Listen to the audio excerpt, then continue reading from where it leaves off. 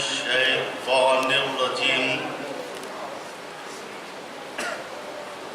لا حول ولا قوة إلا بالله العلي العظيم بسم الله الرحمن الرحيم الحمد لله رب العالمين والصلاة والسلام والتحية والإكرام على نبي المؤيد والرسول المسدد والمحمود الأمجد النبي الأمي المكي المدني القرشي الهاشمي الأبطحي مولانا ومولى الثقلين جد الحسن والحسين بالقاسم محمد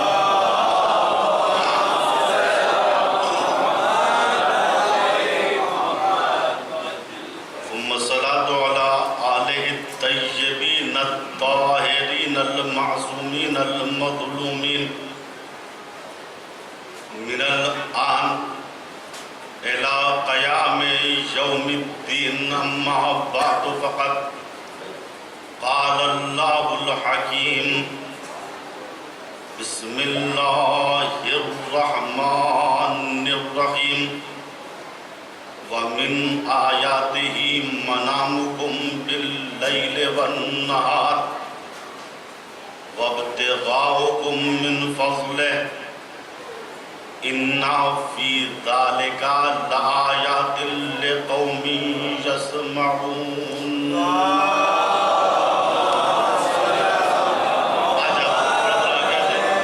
پوری جگہ خالی ہے سلوات پڑھ محمد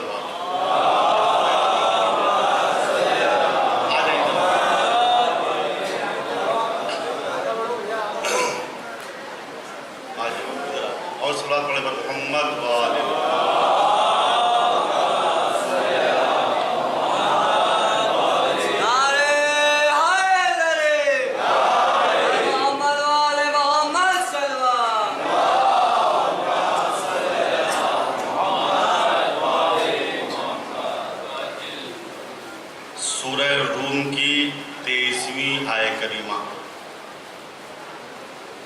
جس میں پروردگار ارشاد فرما رہا ہے دیکھو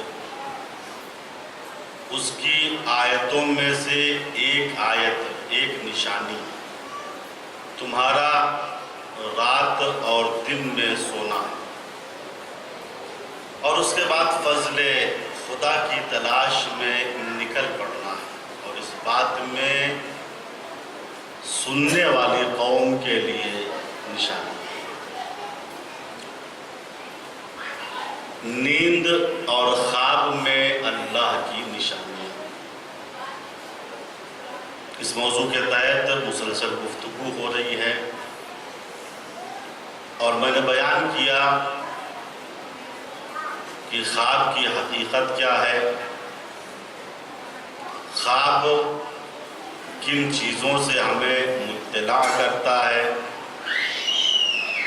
خواب کبھی بشارت والا ہوتا ہے کبھی ہم کو خوف دلانے کے لیے ہوتا ہے خواب کبھی محکم ہوتا ہے خواب کبھی متشابہ ہوتا ہے خواب کبھی اضغاث و احلام یعنی پراگندہ ہوتا ہے اس کی کوئی تعبیر نہیں میں نے بیان کیا کہ کس طریقے سے سوئیں تو ہمارے خواب سچے ہوں گے وہ سارے طریقے ہم نے بیان کر دیے ہم نے خواب دیکھ لیا تو اب تعبیر کس سے پوچھی کیا ہر ایک کے سامنے خواب کو ہم بیان کر دیں نہیں جناب یعقوب نے جناب یوسف سے کیا کہا تھا لا تقصص رؤیاک علی اخوتک فیکید لک کید اپنے سگے بھائیوں سے بھی اپنے خواب کو مت بتا ورنہ وہ تمہارے ساتھ مکاری کریں گے، اور شیطان تو انسان کا کھلا ہوا دشمن ہے۔ تو جب سگے بھائی بھی رازدار نہیں ہے خواب کے معاملے میں، اس سے بتایا جائے۔ اللہ کے پیغمبر حضرت محمد مصطفیٰ صلی اللہ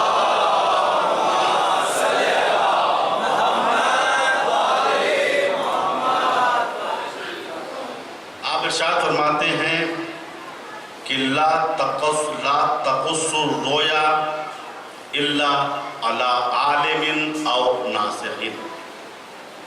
دیکھو اپنے خواب کو کسی سے نہ بتاؤ،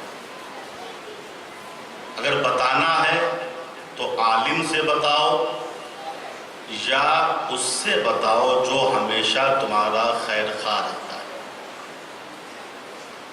دوسری روایت میں اس طریقے سے وارد ہوا کہ الرؤیا تقص علی مومن خلا من الحسد، خواب اس کے سامنے بیان کرو کہ وہ ایسا مومن ہو شخص سامنے والا کہ حسد سے خالی ہو۔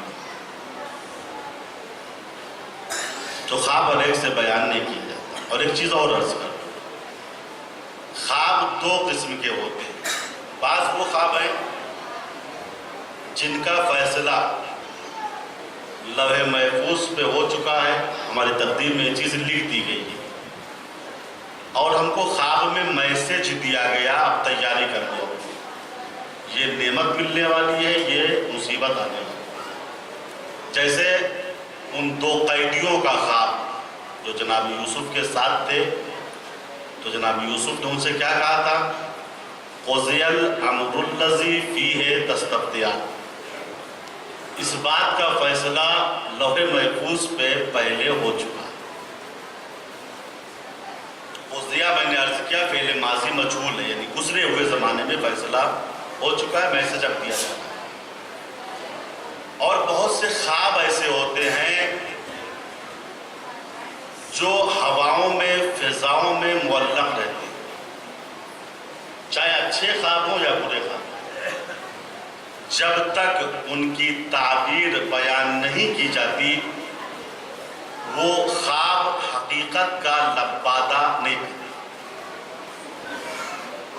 اسی کو اللہ کے پیغمبر حضرت محمد مصطفیٰ صلی اللہ علیہ وآلہ وسلم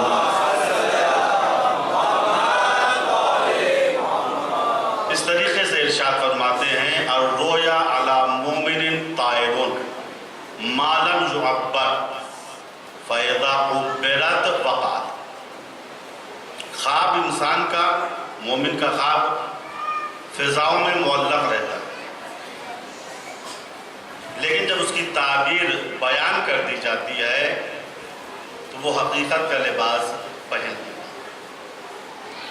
لہٰذا ہر ایک سے خواب مت بیان کرو۔ اگر برا خواب ہوا اور ہم نے بیان کر دیا اور اس نے بری تعبیر بیان کر دی تو ہو سکتا ہے وہ چیز واقع ہو جائے۔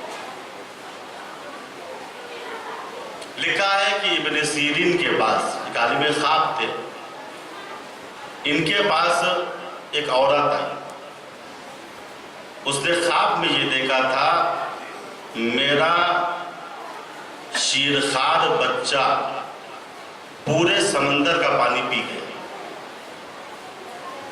پورے سمندر کا پانی شیرخوار بچہ میرا۔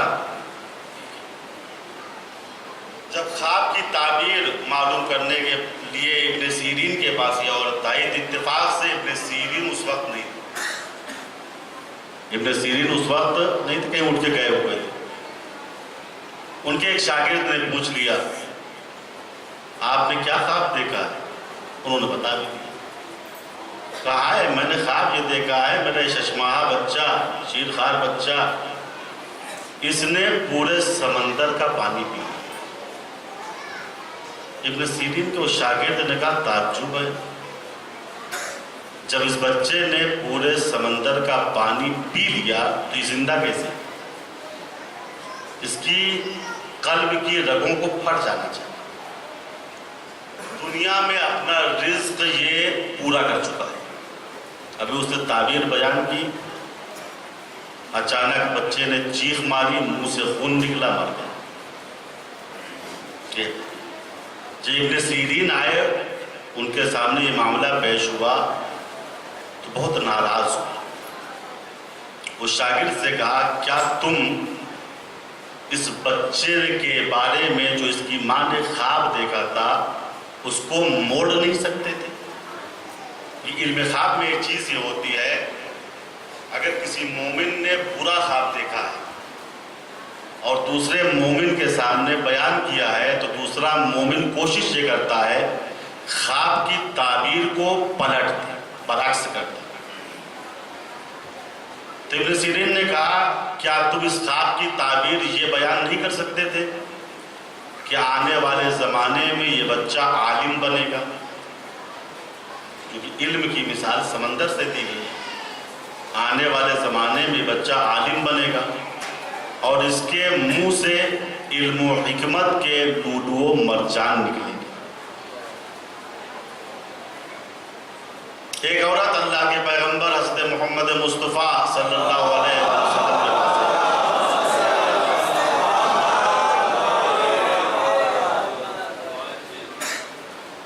اس نے کہا حضور پاک میں نے ایک بھیانک خواب دیکھا۔ دیکھیے جو مومن ناصح ہوتا ہے، ہمدرد ہوتا ہے، وہ خواب کی تعبیر کو اس طریقے سے بیان کرتا ہے کہ اگر برا خواب ہو تو اس کا نقصان سامنے والے کو نہ ہو، کیونکہ بہت سے خواب معلق ہیں، جب تک تعبیر بیان نہیں کی جائے گی تب تک وہ خواب واقع نہیں ہوگا، حقیقت کا لباس نہیں ہوگا۔ اس نے کہا یا رسول اللہ میں نے خواب میں دیکھا ہے میری آنگن میں جو خرمے کا پیڑ ہے اس کا تنا ٹوٹ گیا، اوپر کا حصہ ٹوٹ گیا۔ میں آپ کو بتاؤں کہ علم خواب میں گھر کے ذمہ دار کی مثال درخت سے دی گئی ہے جس کے سائے میں بہت سے لوگ بیٹھے رہتے ہیں۔ درخت کے تنے کا ٹوٹنا خطرناک ہے، یعنی جو گھر کا ذمہ دار ہے اس کے لیے کوئی آفت آنے والی، مر بھی سکتا ہے۔ اللہ کے پیغمبر نے جب یہ سنا فرمایا تیرا شوہر کہاں گیا، اس کا کام کیا ہے؟ عورت نے کہا حضور پاک میرا شوہر تاجر ہے، وہ مختلف شہروں میں جاتا رہتا ہے اور مہینے 2 مہینے میں گھر بھی لوٹ آتا ہے۔ حضور پاک نے فرمایا انشاءاللہ تمہارا شوہر لوٹ کے آئے گا۔ عورت خوشی خوشی چلی گئی اور تھوڑے دن کے بعد اس کا شوہر بھی آ گیا، کچھ دن گھر پہ رہا پھر نکل گیا سفر پہ، چونکہ تاجروں کا کام عام طریقے سے اس زمانے میں سفر ہی ہوتا ہے۔ دوسری مرتبہ پھر اس خاتون نے خواب میں دیکھا کہ میری آنگن میں جو خرمے کا درخت ہے اس کا تنا ٹوٹ گیا۔ پھر گھبرائی ہوئی رسول کے پاس آئی، یا رسول اللہ میں نے پھر وہی خواب دیکھا ہے کہ میرے گھر میں جو پیڑ ہے اس کا تنا ٹوٹ گیا۔ حضور نے کہا انشاءاللہ تیرا شوہر واپس آ جائے۔ خوشی خوشی چلی گئی۔ کچھ دن کے بعد شوہر بھی آ گئے۔ تیسری مرتبہ لکھا ہے اس عورت نے پھر خواب دیکھا، وہی خواب دیکھا بے عینی، مسجد کی طرف آ رہی تھی، ایک حاسد انسان سے ملاقات ہو گئی، اس کا نام تاریخ میں لکھا ہے اور کچھ دنوں کے بعد جو ہے رسول کی جگہ پہ بھی نام تاریخ، البتہ اکثر جگہوں پہ ان کا نام نہیں ملتا، لیکن جو معتبر جگہیں ہیں تاریخ کی ان میں اس شخص کا نام لکھا ہوا۔ تو ایک آدمی جو حاسد تھا تو یہ بھی تاجر تھا اور اس کے شوہر سے کچھ حسد بھی تھا، اس نے راستے میں پوچھ لیا کہ تم بار بار 2-3 مہینے سے آتی ہو، چکر کیا؟ کہا وہ خواب میں دیکھتی ہوں تو رسول سے تعبیر پوچھنے آتی۔ توجہ کیجئے، خواب جب دیکھتی ہوں تو رسول سے تعبیر پوچھنے آتی ہوں۔ کہا خواب تیرا کیا ہے؟ کہا میں نے خواب میں دیکھا ہے میرے آنگن میں جو خرمے کا پیڑ ہے اس کا تنا ٹوٹ گیا۔ کہا وائے ہو تیرے اوپر، اس کی تعبیر تو یہ ہے کہ تیرا شوہر اس سفر میں مر جائے گا، تم بیوہ ہو جاؤ گی، گھر اجڑ جائے گا۔ بس وہیں سے روتی ہوئی وہ عورت لوٹ گئی، اور تھوڑے دن میں یہ خبر آ گئی کہ تمہارے شوہر کا انتقال ہے۔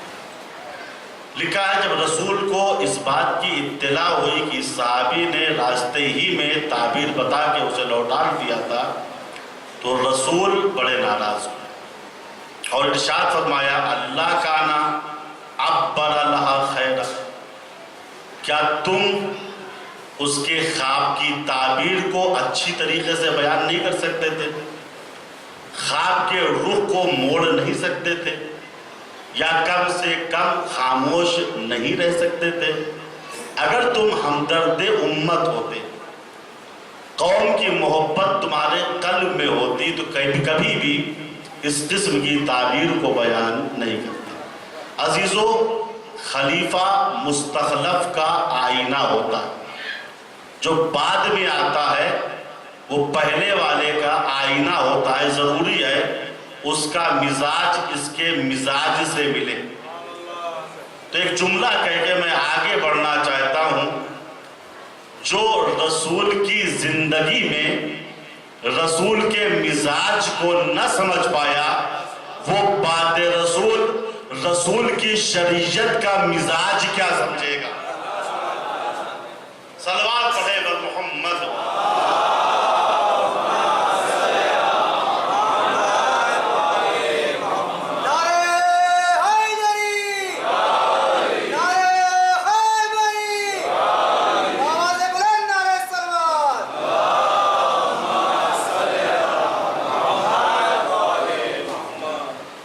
میں نے عرض کیا ہے خواب عام طریقے سے دو طریقے کا ہوتا ہے۔ ایک وہ ہے جو معلق رہتا ہے جب تک تعبیر بیان نہ کی جائے، اور ایک خواب وہ ہے جو حتمی ہے، چاہے تعبیر بیان ہو یا نہ ہو، واقع ہو کے رہے۔ اور خواب کی قسم میں نے بیان کی تھی کہ خواب کبھی محکم ہوتا ہے، کبھی متشابہ ہوتا ہے۔ متشابہ وہ خواب ہے کہ اس دنیا میں تصویر ہم نے کچھ دیکھی اور اس دنیا میں اس کی تعبیر کچھ اور ہوتی۔ ابو عمارہ نام کا ایک آدمی تھا چھٹے امام کے زمانے میں، وہ امام کے پاس آیا، کہا مولا میں نے خواب میں 12 نیزے دیکھے ہیں۔ امام نے فرمایا یہ بتاؤ نیزے کے اوپر انی لگی ہوئی تھی یا انی نہیں لگی ہوئی تھی؟ انی یعنی نیزے کو تیز والا حصہ۔ اس نے کہا نہیں حضور، نیزے میں انی نہیں لگی ہوئی تھی۔ آپ نے فرمایا تم لڑکیوں کے باپ بنو گے، اگر انی لگی ہوئی ہوتی تو تم لڑکوں کے باپ بنتے۔ ابو عمارہ خاموش رہے۔ مولا نے کہا سنو ابو عمارہ، جو نیزے تم نے 12 عدد دیکھے تھے تو ہر ایک پہ کتنی گانٹھ لگی ہوئی تھی، کتنی گرائیں تھیں؟ انہوں نے کہا کہ عالم خواب میں نے گنا تھا تو ہر نیزے پہ 12 گراہیں تھیں۔ کتنی؟ 12 گراہیں۔ امام نے فرمایا مبارک ہو، تم 12 لڑکیوں کے باپ بننے والے ہو۔ 12 لڑکیوں کے بعض لوگوں کے چہرے اتر گئے۔ اللہ اکبر، 2-3 تو سنبھالی نہیں جاتی، 12 لڑکیاں۔ یہ غلط فہمی ہے۔ لڑکیاں رحمت ہیں، مصیبت نہیں ہے۔ ہم نے ان کو مصیبت سمجھ رکھا ہے۔ لڑکیاں کیا ہیں؟ نعمت ہے، نعمت۔ حدیث میں وارد ہوا ہے کہ نعم الولد البنات، لڑکیاں کتنی بہترین اولادیں ہیں، لڑکیاں کتنی بہترین اولادیں ہیں، مجاہزات، ہر وقت ماں باپ کا کام کرنے کے لیے تیار رہتی ہیں۔ اشارہ ہوا فوراً پانی آ گیا، اشارہ ہوا فوراً کھانا۔ مجاہزات، ہمیشہ کام کے لیے تیار۔ مفلیات، پاکیزگی کی طرف مائل رہتی ہے۔ ملتفات، مہربان رہتی ہے ماں باپ کے لیے۔ مبارکات، لڑکیاں گھروں کی برکت ہوتی. ہم جن کو مصیبت سمجھ رہے ہیں نا، رسول کہہ رہے ہیں مبارکات، لڑکیاں مبارک ہوتی ہیں، بابرکت ہوتی ہیں. بہت سے رزق اللہ کی طرف سے جو آتے ہیں لڑکیوں کی برکت سے ہوتے ہیں. ہماری مشکل یہ ہے کہ ہم اپنے معاشرے سے گھبرا جاتے ہیں. لڑکی کا نام سنا چہرہ اتر گیا. نہیں، کسی کے گھر میں اگر لڑکی پیدا ہو گئی تو گویا وہ رسول سے اس معاملے میں مشابہ ہو گئی. رسول جو رحمت للعالمین تھے، آخری نبی تھے، قرآن نے ان کے بارے میں کہا ما کان محمد ابا احد من رجالکم، میرا حبیب مردوں میں سے کسی کا باپ نہیں. پیغمبر مردوں میں سے کسی کے باپ نہیں. باپ تھے تو ایسی پاکیزہ خاتون کے کہ جس کو آیہ مباہلہ میں نسانہ کہا گیا. رسول مردوں میں سے کسی کے باپ نہیں ہیں. اچھا عجیب بات ہے، ایسا نہیں رسول کے لڑکے نہیں ہوئے تھے، 4 لڑکے ہوئے تھے رسول کے. بولو کہ زیادہ دن زندہ نہیں رہے. قاسم، طیب، طاہر، ابراہیم، 4 رسول کے بچے اور لڑکے ہوئے تھے. لیکن تاریخ میں کہیں نہیں ملے گا کہ رسول نے کسی لڑکے کی تعظیم کی ہو. کوئی مورخ نہیں لکھتا اذا جال قاسم قام رسول اللہ، جب قاسم آتے تھے تو رسول ان کی تعظیم کے لیے کھڑے ہو جاتے تھے.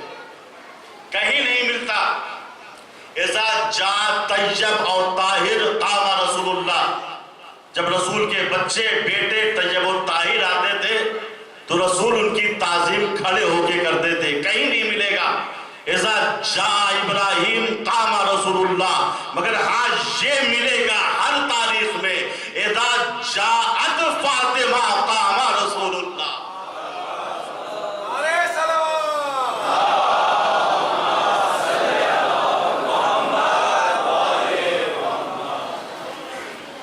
لڑکوں کی تعظیم کے لیے اللہ کے پیغمبر نہیں اٹھے، لیکن جو لڑکی تھی جب بھی آتی تھی، ایک مرتبہ کی بات نہیں، اتفاق تھا، آئی اور رسول اسلام کھڑنا. ایسا جاعت یا کلما جاعت، جس وقت بھی، صبح میں، شام میں، دوپہر میں، رزم میں، بزم میں، گھر میں، گھر سے باہر، محراب عبادت میں، جب بھی فاطمہ آتی تھی قام رسول اللہ.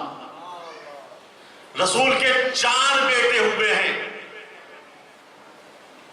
کسی بیٹے کی ولادت پر قدرت کی طرف سے مبارکباد نہیں دی گئی. رسول تم کو قاسم مبارک ہو، رسول تم کو طیب و طاہر مبارک ہو، رسول تم کو ابراہیم مبارک ہو. لیکن نہیں، ابھی فاطمہ شکم مادر میں آئی تھی، جبریل امین تبریک و تہنیت لے کے آ گئے، انا اعطیناک الکوثر. اے رسول، کثرت نسل فاطمہ کی بشارت اللہ دے رہا ہے. صلوات پڑھے بر محمد.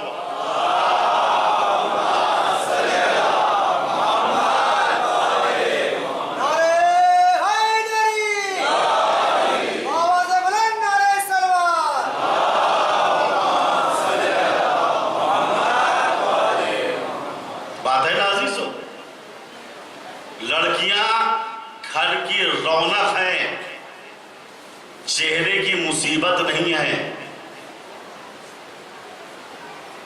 نعم الولد البنات، رسول فرما رہے ہیں، رحمت للعالمین کہہ رہے ہیں لڑکیاں کتنی بہترین اولادیں. لڑکیوں کو مصیبت سمجھنا یا چہرے کی سیاہی سمجھنا یہ ایک مشرکانہ ذہنیت ہے. مشرکوں کے بارے میں سورہ نحل میں ارشاد ہوا کہ مشرکوں کا برتاؤ بچیوں کے ساتھ کیا تھا. وَإِذَا بُشِّرَ أَحَدُهُمْ بِالْأُنثَىٰ ظل وجهه مسودا وهو كظيم يتوارى من القوم من سوء ما بشر به أيمسكه على هون أم يدسه في التراب ألا ساء ما يحكمون. سورہ نحل میں ارشاد ہو رہا ہے جب مشرکوں کو لڑکیوں کی بشارت ملتی تھی، سنو تمہارے گھر میں لڑکی پیدا ہوئی ہے، ظل وجهه مسودا، تو مشرکوں کا چہرہ غصے کی وجہ سے کالا پڑ جاتا تھا. ہائے میں لڑکی کا باپ بن گیا. وہو کظیم، اور وہ غصے کے گھونٹ پیا کرتا تھا. اور یہی نہیں، یتوارا من القوم من سوء ما بشر بہ، یہ جو بری بشارت ان کو ملتی تھی تو وہ قوم سے چھپے چھپے بہت دنوں تک گھومتے تھے، معاشرے میں نہیں آتے تھے. ہمارے گھر میں لڑکی پیدا، اور سوچتے یہ تھے کہ ذلت کے ساتھ لڑکیوں کو زندہ رکھا جائے، ام یدسہ فی التراب، یا زمین میں دفن کر دیا جائے. قرآن نے کہا الا ساء ما یحکمون، آگاہ ہو جاؤ یہ کتنا بدترین حکم مشرکین کر رہے. لڑکیاں گھر کی رونق ہیں، چہرے کی سیاہی نہیں ہے. اب دیکھیے کبھی ایسا ہوتا ہے کہ غلط تربیت کی وجہ سے ایک دو کیس اس طرح اس طرح ہو جائیں تو اس میں مذہب کا قصور نہیں ہے، ہمارا قصور ہے کہ ہم نے صحیح تربیت نہیں کی. مہدی عباسی خلیفہ تھا، اس نے ایک دن خواب میں دیکھا کہ میرا چہرہ کالا پڑ گیا، سیاہ ہو گیا. تمام معبرین کو بلایا، ابن خواب کے جاننے والے، سب کو اکٹھا کرنے کے بعد اپنا خواب بتایا. دیکھو میں نے خواب میں یہ دیکھا ہے، میرا چہرہ کالا پڑ گیا ہے، سیاہ ہو گیا. معبرین غور کرتے رہے، چونکہ جانتے تھے کوئی تعبیر بتائیں گے یہ خلیفہ فوراً قرآن سے دلیل مانگے گا، اور دلیل ہمارے پاس ہے نہیں، لہذا تعبیر نہیں بتا رہے تھے.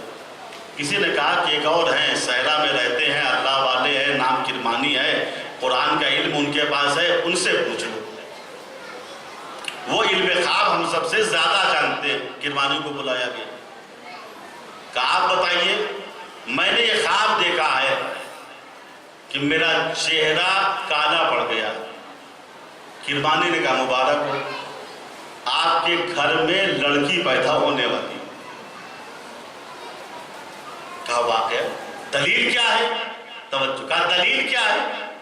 کرمانی نے مسکرا کے کہا دلیل یہ ہے کہ قرآن کہتا ہے مشرکوں کے بارے میں وَإِذَا بُشِّرَ أَحَدُهُمْ بِالْأُنثَىٰ ظَلَّ وَجْهُهُ مُسْوَدًّا، جب مشرکوں کو لڑکیوں کی بشارت دی جاتی ہے تو ان کا چہرہ غصے کی وجہ سے کالا پڑ جاتا ہے. کرمانی نے تعبیر بتاتے ہوئے اشارہ بھی کر دیا تم خلیفۃ المسلمین ضرور بن گئے ہو مگر عورتوں کے بارے میں تمہاری ذہنیت مشرکانہ ہے.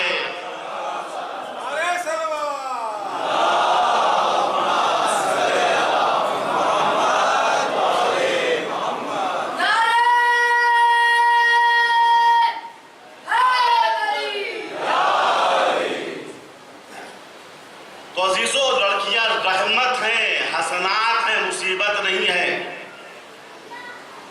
کشاف الحقائق امام جعفر صادق علیہ السلام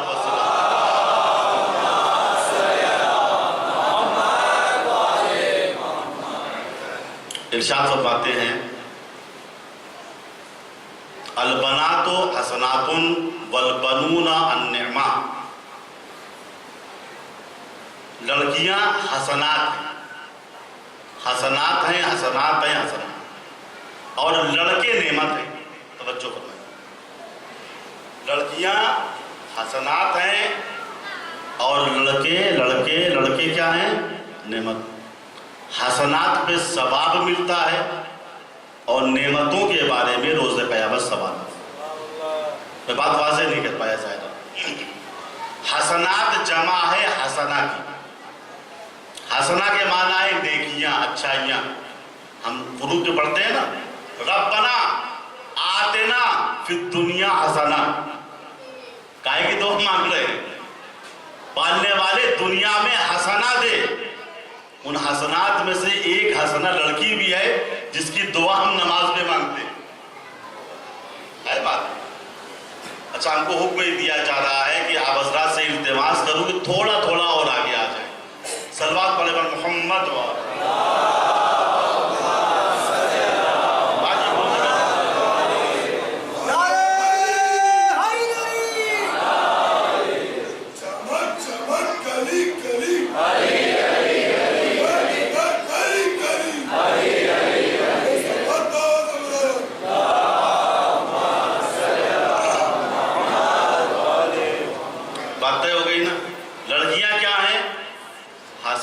हसना की जमा हसनात। और कुनूत में हम दुआ क्या मांगते हैं? रब्बना आतेना फिद दुनिया हसना व फिल आखिरत हसना।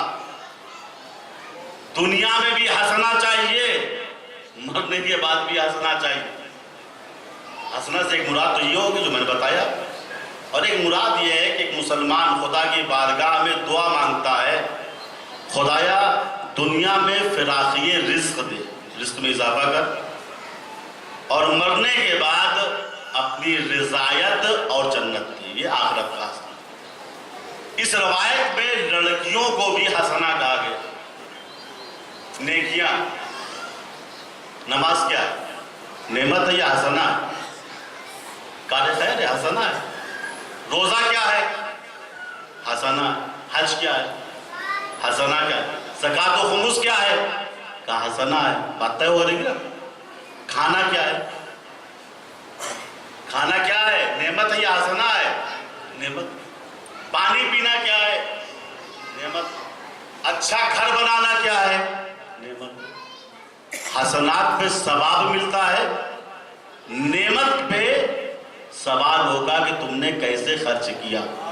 तो रवायत कह रही है लड़कियां हसनात हैं, लड़के नेमत हैं। अब खुद बेहतर समझ लो तुम्हारे लिए बेहतरी किस चीज में है। रवायत में है कि जिस आदमी के 4 लड़कियां हों वो अच्छी तरबियत करे, जन्नत उस पर वाजिब हो जाती है। वो इसी वजह से कि लड़कियां हसनात हैं, नेकियां हैं, अच्छाइयां हैं। एक और सबक पढ़े मोहम्मद।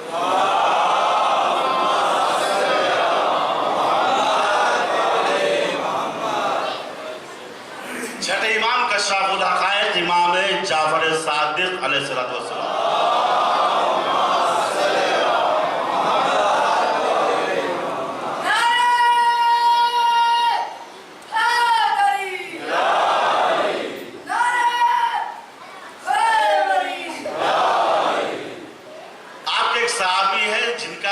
सकूनी, क्या नाम था? सकूनी।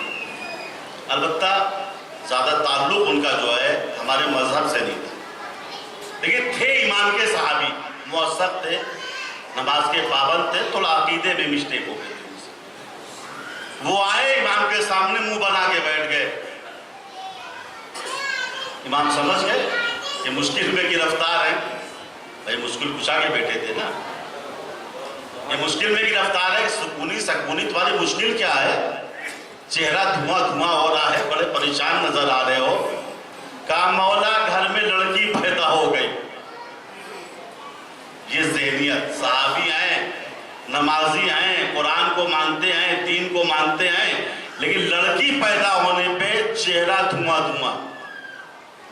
मौला घर में लड़की पैदा हो गई और इसी वजह से मैं अभी घर से बाहर निकल के आ रहा हूं। इमाम ने कहा सकूनी तुम्हें क्या हो गया? क्या हो गया है तुमको? चाहे लड़की हो चाहे लड़का हो, ये अल्लाह की मसलहत है। कुरान चूंकि कह रहा है यहबो लिमन यशाओ इनासा व यहबो लिमन यशाओ ज़कूरा। अल्लाह जिसको चाहता है लड़की देता है, जिसको चाहता है लड़का देता है। तुम मशीयत इलाही पे एतराज करने वाले कौन होते हो? सुनो, लड़की अपना रिस्क खाती है, अल्लाह की जमीन पे चलती है।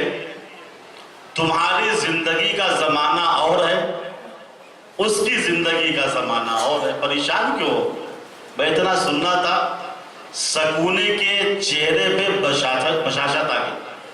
عزیزو، امام اسی کو کہتے ہیں جو اپنے چاہنے والوں کی مصیبت کو بشاشت سے بدل دیتا ہے. تو لڑکیاں نعمت ہیں. تو ابو عمارہ نے خواب میں دیکھا کہ 12 نیزے ہیں اور ہر نیزے میں 12 گراہیں ہیں. امام نے کہا ابو عمارہ، تمہارا خواب اس بات کی حکایت کر رہا ہے کہ تمہارے گھر میں 12 اللہ کی رحمتیں نازل ہوں گی. تم 12 لڑکیوں کے باپ بنو گے. مسکرانے لگے. خدا کا شکر ہے، خدا کا شکر ہے. امام نے تعبیر بیان کی، قصہ ختم. ایک زمانے کے بعد مسجد نبی میں بہت سے لوگ بیٹھے ہوئے کہہ رہے تھے کہ ابو عمارہ نام کا ایک آدمی چھٹے امام کے پاس آیا تھا. اس نے امام سے خواب کی تعبیر پوچھی تھی. امام نے یہ کہا تھا تیرے 12 لڑکیاں ہوں گی. پتہ نہیں چھٹے امام نے صحیح کہا تھا یا غلط کہا تھا.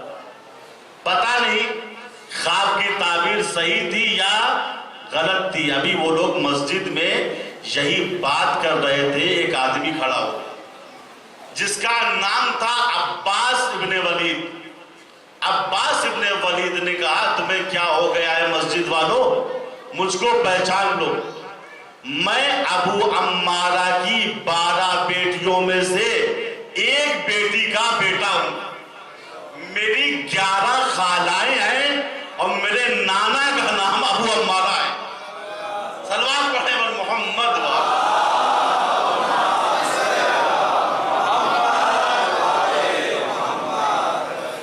باتیں ہو گئی نا. لوگ شک میں پڑے تھے، پتہ نہیں تعبیر صحیح تھی یا صحیح نہیں تھی. عباس ابن ولید کھڑا ہو، مجھ کو پہچانو، میں ابو عمارہ کا نواسا ہوں. میری 11 خالائیں ہیں. اگر کوئی اتنا صادق القول ہوتا ہے تب امام صادق بنتا ہے.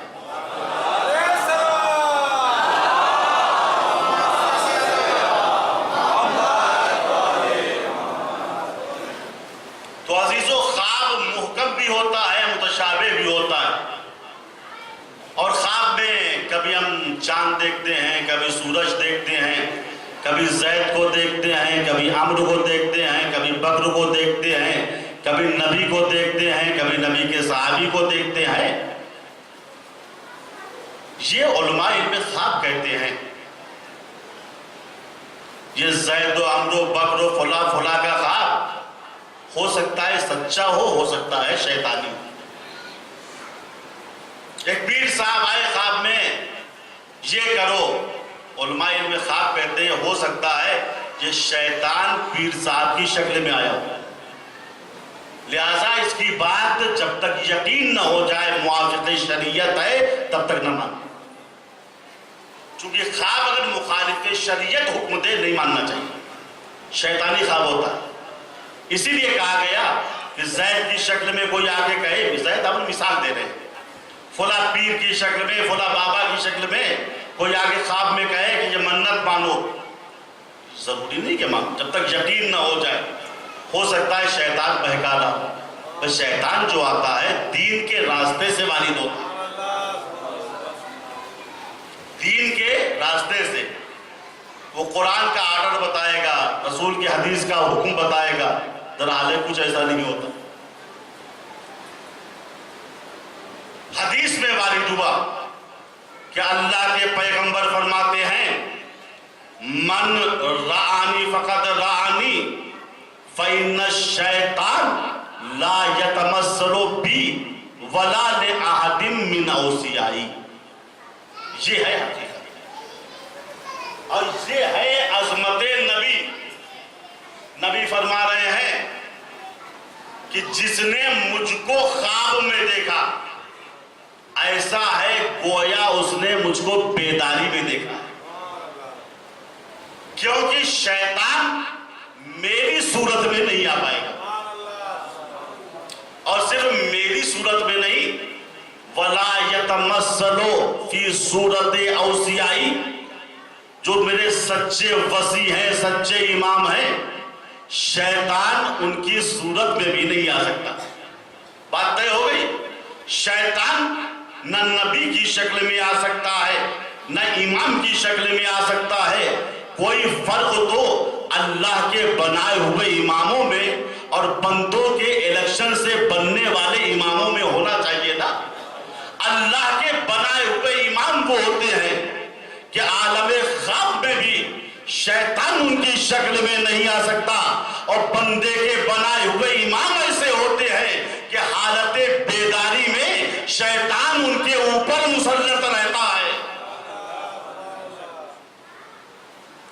من رانی فقد رہا، جس نے مجھے خواب میں دیکھا اسے دیکھ، چونکہ شیطان نہ میری شکل میں آ سکتا ہے اور نہ میرے وصی کی شکل میں آ سکتا ہے۔ یہ واقعہ ہے ایران کی سرزمین ارومیہ کا۔ ارومیہ ایک صوبہ ہے ایران۔ ایک عالم دین نے اپنی کتاب میں لکھا معتبر ذرائع سے، ارومیہ سے ایک قافلہ مشہد مقدس امام رضا علیہ السلام کی زیارت ہوا۔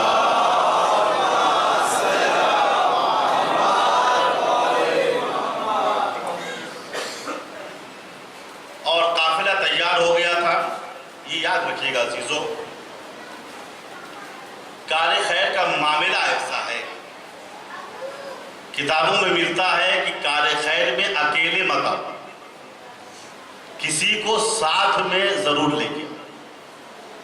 مسجد میں نماز جماعت ہو رہی ہے، چلو بھیا چل جماعت پڑھتے ہیں، اکیلے مت آؤ، کسی کو ساتھ میں لے کے۔ کہیں پاس علمی یا اخلاقی مجلس ہو رہی ہے، اکیلے مت آؤ، کسی کو ساتھ میں لے کے آؤ۔ زیارت میں جا رہے ہو، کوشش کرو اکیلے مت جاؤ، کسی کو ساتھ میں لے کے جاؤ۔ کیوں؟ روایات میں ہے الدال علی الخیر کفاعلہ، جو انسان کسی کو کار خیر کی طرف ہدایت کرے گویا ایسا ہے کہ اس نے خود کار خیر کو انجام دیا۔ اگر کسی کو ہم زیارت پہ لے گئے تو ہم کو تو اپنی زیارت کا ثواب ملے گا ہی، اور اتنا ہی ثواب ملے گا اس کی زیارت کا جو اس کو ملے گا اتنا ہی ہم کو ملے، یعنی ہم کو ڈبل ثواب ملے۔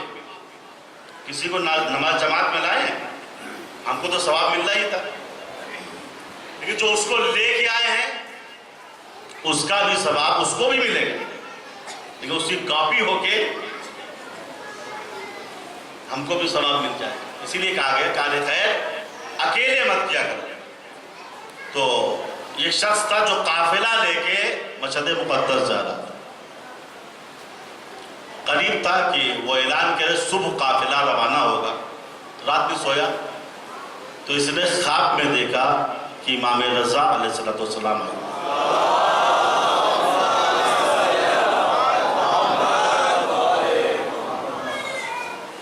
اور کہہ رہے ہیں اے قافلہ سالار، تم قافلہ لا رہے ہو میری بارگاہ میں تو سنو، آذربائی جان شرقی، وہاں تھوڑا فاصلے پہ ایک شہر ہے، وہاں ابراہیم جیب کترا رہتا ہے، اس کو بھی قافلے میں شامل کر لو اور اپنے ساتھ لیا۔ قافلہ سالار کی آنکھ کھولی کہ لا حول ولا قوت الا باللہ، ہم امام کی زیارت کو جا رہے ہیں اور امام کیسے ہو سکتا ہے کہیں کہ ابراہیم جیب کترے کو لیا؟ وہی جیب کترا جو ہے معمولی جیب کترا نہیں ہے، بلکہ آذربائیجان کے جتنے جیب کترے تھے ان سب کا وہ سردار تھا۔ تو قافلہ سالار نے سوچا نہیں، میرا خواب جو ہے صحیح نہیں ہے، یہ شاید ہماری دماغی الجھنوں کا نتیجہ ہے۔ دوسری رات آئی، قافلہ سالار پھر سویا، پھر خواب میں دیکھا 8ویں امام آئے اور کہتے ہیں اے قافلہ سالار، ابراہیم جیب کترے کو ضرور لے کے آنا۔ پہلے کیا کہا تھا؟ لے کے آنا۔ دوسری رات امام نے کہا ضرور لے کے آنا۔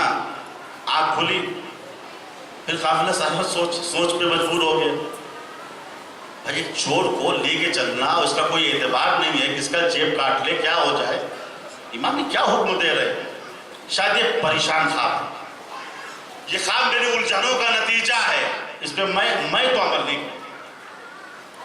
پھر سوئے، تیسری رات پھر خواب میں دیکھا، امام آئے ہیں، کہتے ہیں اے قافلہ سالار، اگر بغیر ابراہیم جیب کترے کے تم میری بارگاہ میں آؤ گے تو میں تمہاری زیارت قبول نہیں کروں۔ اب پھر اٹھے کہ یار تیسری رات ہے، یہ تو جملے امام کے بدلے ہوئے ہیں اور اتنی سختی کے ساتھ کہتے ہیں اگر ابراہیم جیب کترے کو نہیں لائے تو میں تمہاری زیارت قبول نہیں کروں، اس کو ضرور لے کے آنا۔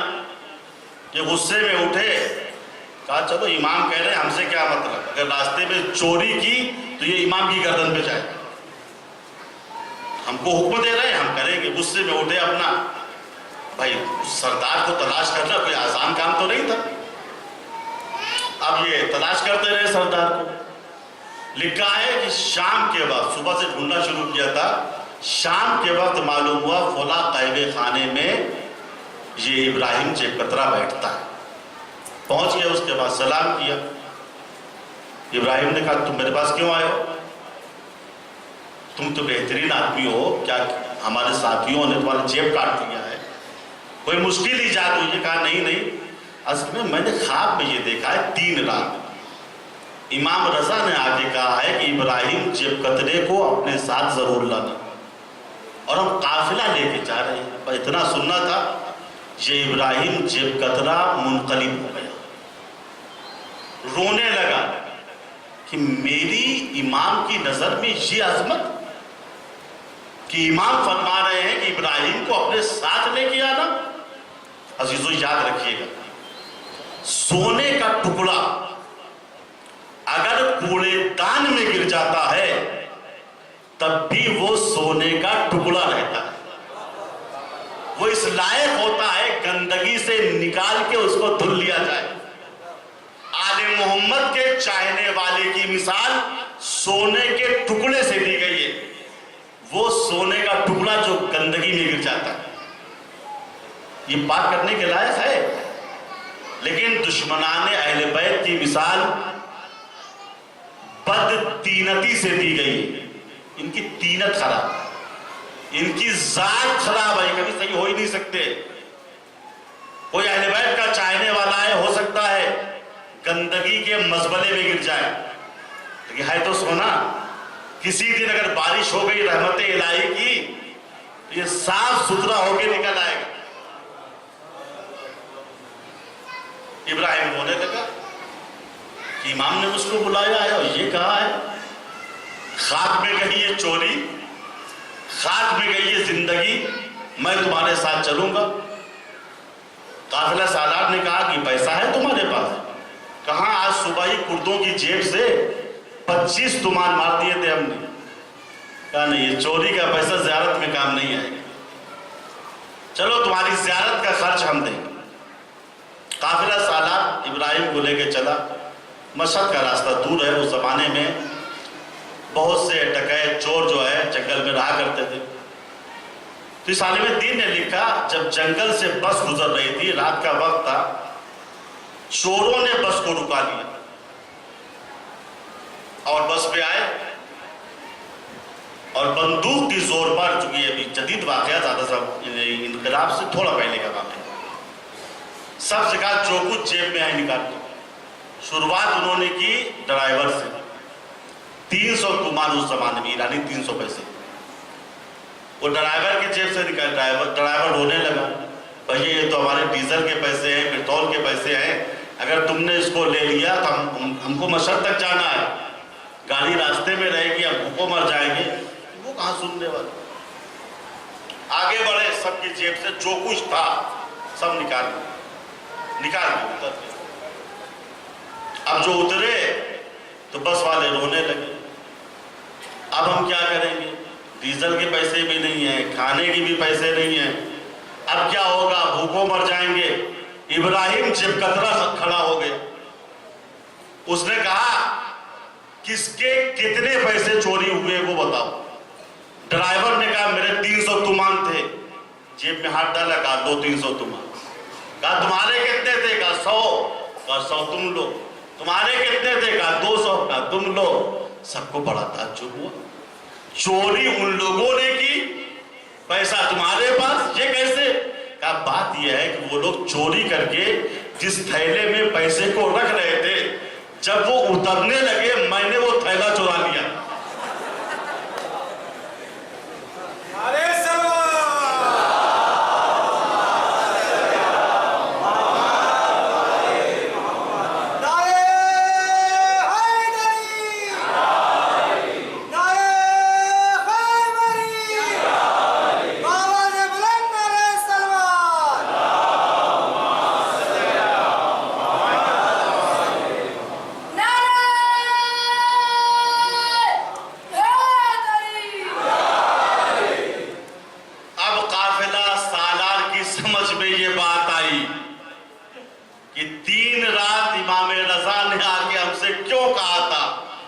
इब्राहिम को साथ में लेके आना। लिखा है कि इब्राहिम जब मस्जिद मुकद्दस पहुंचा, जाके वहां तौबा किया, मौला से अहद किया, आइंदा मैं इस काम को नहीं करूंगा। जब घर लौट के आया तो जिस पैसे के मालिक को वो जानता था, पैसा मालिक को दे दिया। जिसके मालिक को नहीं जानता था, उसकी तरफ से सदका दे दिया। जो उसका माल हलाल हराम में मखलूत हो गया था, उसका खुमुस निकाल दिया। अजीजों, ये है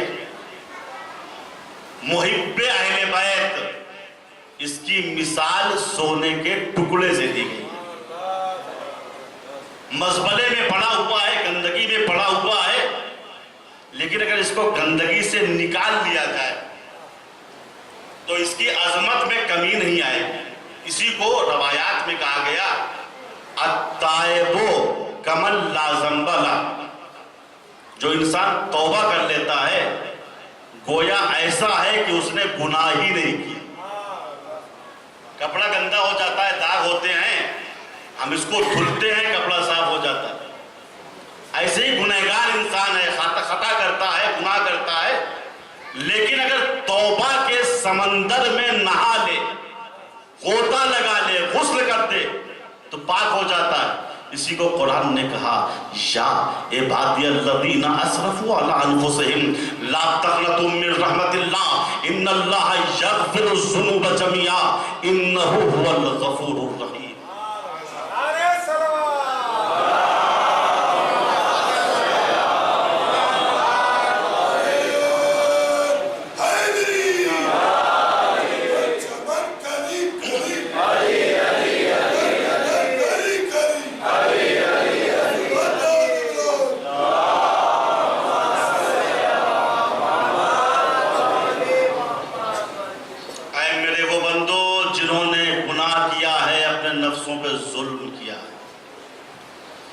तुम अल्लाह की रहमत से मायूस मत होना। इन्नल्लाह यग़फिरुज़्ज़ुनूब जमीआ, अल्लाह तुम्हारे सारे गुनाहों को माफ कर देगा।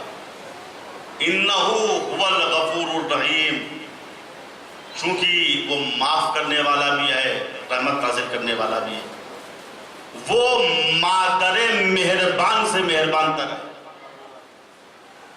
तौबा करके देखो, तुम्हारी मिसाल सोने के टुकड़े जैसी है।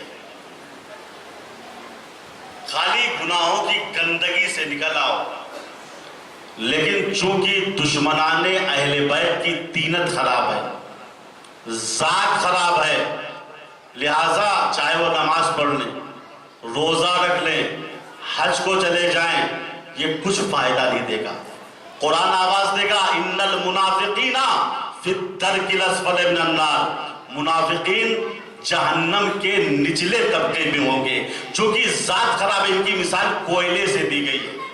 कोयले को चाहे तुम घर में धुलो, बाहर धुलो, आबे पुर से धुलो, आबे जारी से धुलो, आबे दरिया से धुलो, आबे समंदर से धुलो, कोयले की कालिक नहीं जाएगी।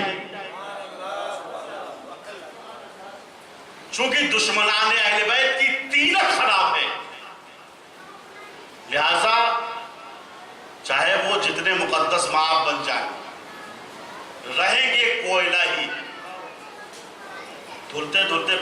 ختم کر دیجئے گالی کے، مگر محب اہل بیت وہ سونا ہے جو گندگی میں پڑا رہتا ہے، وقتی طور پہ گندا ہو جاتا ہے، لیکن باہر نکال کے صاف کر لیجئے، توبہ کے پانی سے دھل دیجئے، پھر وہ سونا بن جائے۔ اس بات پر محمد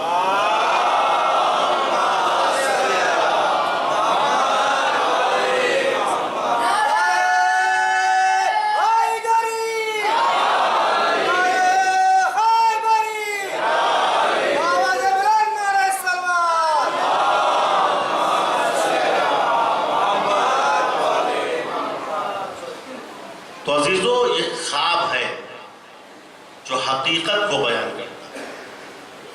خواب کے ذریعے کبھی ہماری اصلاح ہو جاتی، خواب کے ذریعے کبھی آئندہ آنے والے خطرات سے مطلع کیا جاتا ہے۔ کشف الحقائق امام جعفر صادق علیہ السلام۔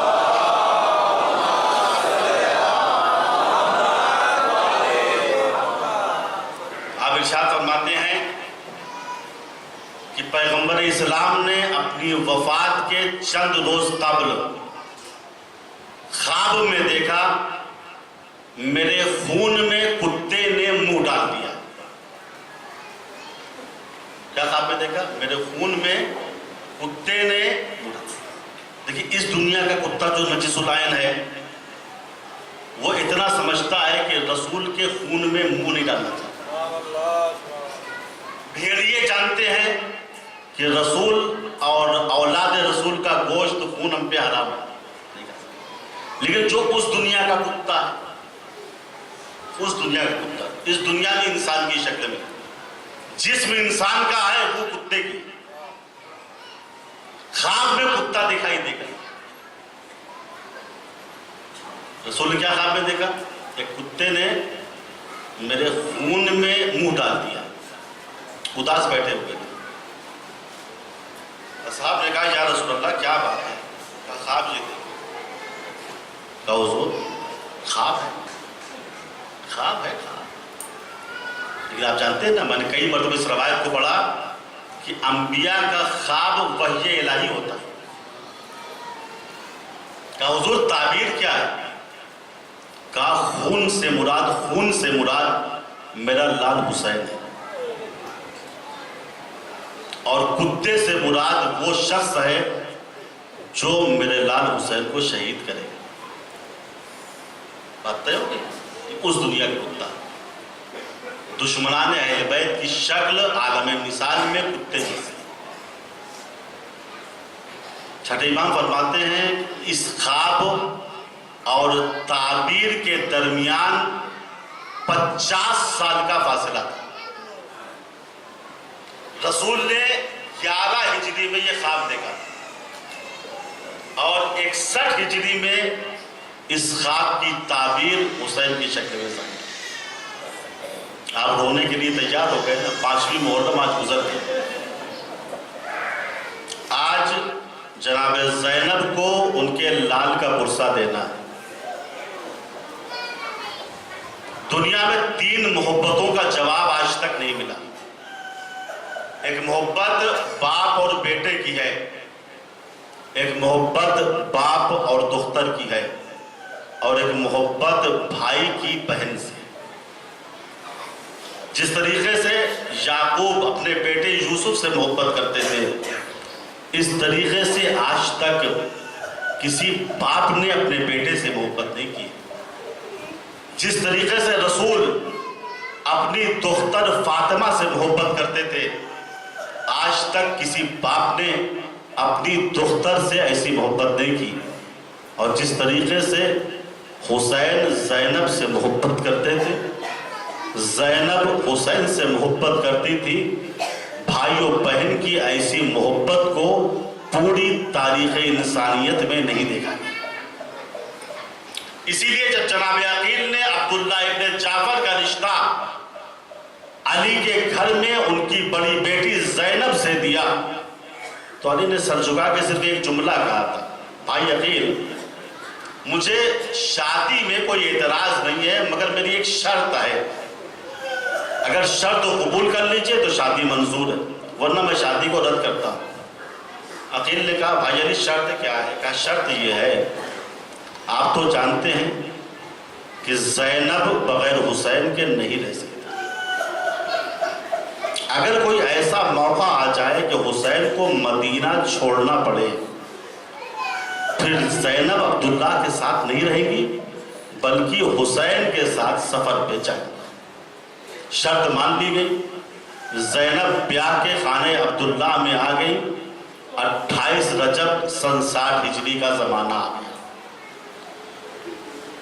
حسین ابن علی آمادہ بسفر ہوئے، زینب تڑپتی ہوئی آئی، بھیا کیا اکیلے چلے جاؤ گے؟ مجھ کو چھوڑ کے چلے جاؤ گے؟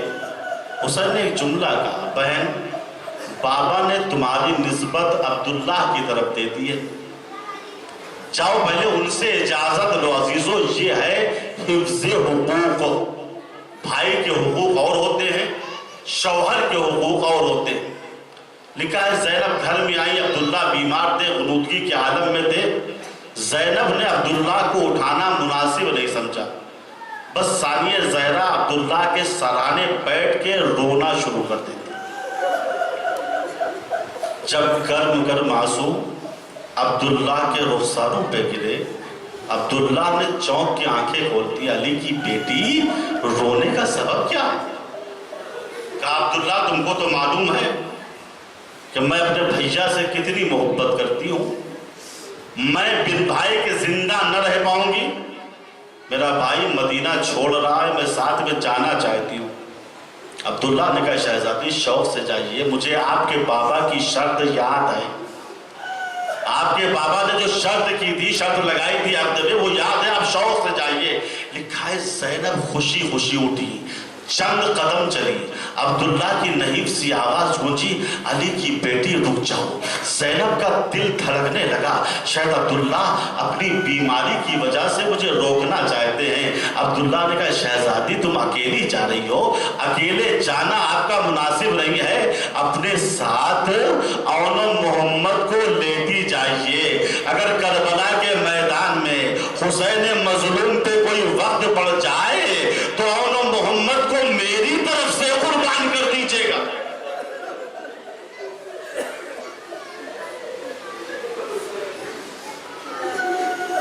بس عزادارو یہ قافلہ مدینے سے کربلا آ گیا، روز عاشور نمودار ہوا، میدان کارزار گرم ہوا، حبیب شہید ہو چکے، زہیر شہید ہو چکے، مسلم ابن اوسجہ شہید ہو چکے، اولاد عقیل کام آ چکی۔ ایک مرتبہ زینب کی نگاہ اون محمد پہ پڑی، کہا اون محمد ابھی تم زندہ ہو، ابھی تم زندہ ہو۔ یاد رکھنا اگر علی اکبر شہید ہو گئے اور تم زندہ رہے تو یہ ماں دودھ نہیں بخشے گی۔ اور محمد سر جھکا کے رونے لگے، مادر گرامی ہم کیا کریں، صبح سے کئی مرتبہ مامو جان کی خدمت میں اجازت لینے کے لیے گئے ہیں، لیکن جتنی مرتبہ جاتے ہیں مامو جان ہم کو گلے سے لگا کے رونے لگتے ہیں اور کہتے ہیں اون محمد میں تم کو کیسے اجازت دوں، تم تو میری بہن زینب کی نشانی۔ مادر گرامی آپ ہی اجازت دلوا دیجئے۔ کہا بچوں جاؤ پردے کے پیچھے جاؤ۔ بچے پردے کے پیچھے گئے۔ زینب نے کہا فضہ جاؤ میرے بھیا حسین کو بلانا۔ فضہ نے آقا حسین سے کہا شہزادی زینب آپ کو بلا رہی ہے۔ حسین ابن علی خیمہ ثانیہ زہرا میں آئے، بہن نے بھائی کے لیے مسلح بچھا دیا اور کچھ اس طریقے سے کلام کیا، بھیا یہ عالم غربت میں عجیب مصیبت آن پڑی ہے، اے کاش عورتوں کو اذن جہاد ہوتا تو میں اپنی جان کو آپ پر قربان کر دیتی۔ بھیا مجبور ہوں، علی و فاطمہ کی بیٹی ہوں، دوسری عورتوں کی طریقے سے باہر بھی نہیں نکل سکتی۔ بھیا اس عالم غربت میں بہن ایک خواہش کرنا چاہتی، اس امید کے ساتھ کہ آپ اسے رد نہ کیجیے۔ حسین نے کہا بہن میں نے تمہاری خواہش کو کبھی رد نہیں کیا، تو اس عالم غربت میں تمہاری تمنا اور تمہاری خواہش کو کیا رد کروں؟ بہن جو مانگنا ہو مانگ لو۔ زینب نے کہا بھیا میری خواہش رد تو نہ ہوگی؟ کہا نہیں بہن۔ جب زینب نے 3 مرتبہ اقرار لے لیا تو آواز دی اون محمد نکل آؤ۔ حسین نے دیکھا 2 چھوٹے چھوٹے بچے اپنے قد سے لمبی تلواریں لے کے آئے اور حسین کے قدموں سے لپٹ کے کہنے لگے ماموں جان ہمیں مرنے کی اجازت دے دیجئے۔ حسین نے زینب کو دیکھا، بہن یہ کیا؟ زینب نے کہا بھیا یہی تو آخری خواہش ہے۔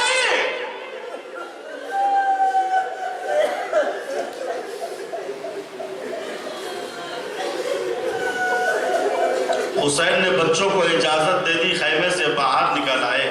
ثانیہ زہرا نے جلدی جلدی بچوں کو سجانا شروع کر دیا، لباس نو پہنایا، آنکھ میں سرما لگایا، کمر میں پٹکا باندھا۔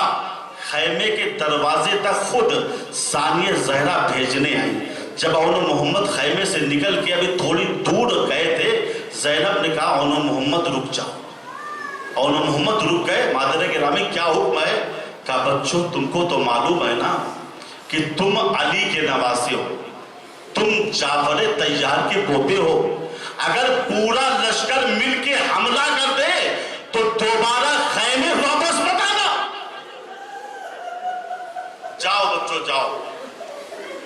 اون محمد مقتل میں آئے، پسرے ساتھ کی نگاہ بچوں پہ پڑی، ایک جملہ کہا حسین کیا تمہارے لشکر کے جوان ختم ہو گئے ہیں جو اب بچوں کو بھیج رہے ہو؟ اون نے کہا مجھ سے لڑکے دیکھ، محمد نے کہا مجھ سے لڑکے دیکھ۔ لکھا ہے جو بھی بچوں کے مقابلے میں آتا تھا واصل جہنم ہو جاتا تھا۔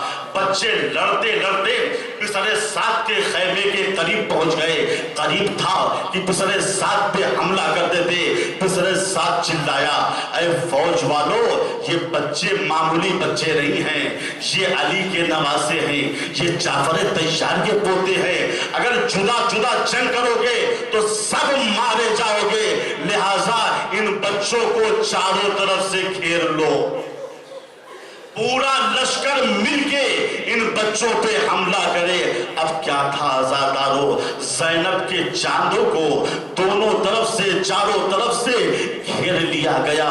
کوئی تیر مار رہا تھا، کوئی تلوار مار رہا تھا، کوئی خنجر مار رہا تھا، کوئی پتھر مار رہا تھا۔ زینب کے 2 چاند بنی امیہ کے بادلوں میں گھر گئے۔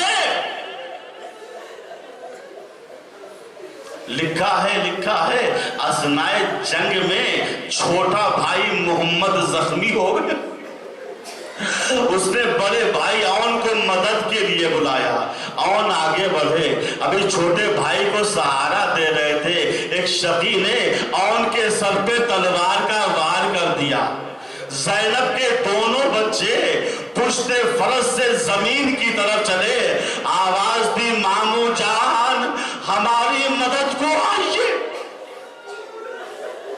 ایک طرف سے حسین دوڑے، ایک طرف سے عباس دوڑے، ایک کا لاشا حسین نے اٹھایا، ایک کا لاشا عباس نے اٹھایا، خیمہ زینب کی طرف آ رہے ہیں۔ لکھا ہے عزادارو جب بھی کربلا کے میدان میں کسی شہید کا لاشا آتا تھا تو زینب آگے بڑھ کے استقبال کرتی تھی۔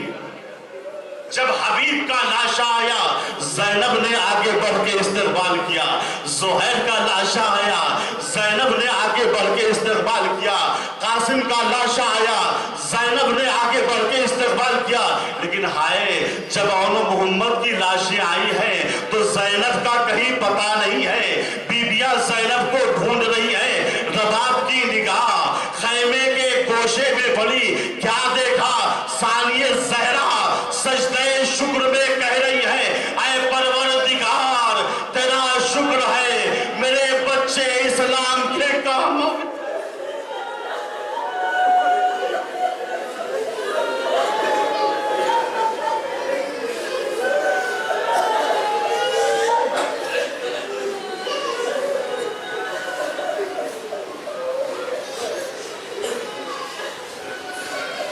لعنت اللہ علی القوم الظالمین وسیعلم الذین ظلموا ای منقلب ینقلبون۔ خدایا اس مختصر سی عبادت کو قبول فرما لے۔ خدایا جو ہم میں پریشان حال ہیں ان کی پریشانیوں کو دور فرما لے۔ خدایا جو ہم میں بیمار ہیں بے حق بیمار کربلا ان کو شفائے کاملہ و عاجلہ عطا فرما۔ خدایا جو ہم میں اسیر ہیں بے حق اسیران کربلا ان سب کو اسارت سے نجات دے۔ خدایا ہمارے مرحومین پہ نظر کرم فرما۔ خدایا دنیا ظلم و جور سے بھر چکی ہے، ہمارے امام زمانہ کے ذریعے سے ہماری مدد فرما اور ہم سب کو ان کے اعوان و انصار میں قرار دے۔ وآخر دعوانا ان الحمد للہ رب العالمین۔ آپ حضرات کے اعلان سماعت فرما لیں۔ کل انشاءاللہ 10 بجے مجلس کے بعد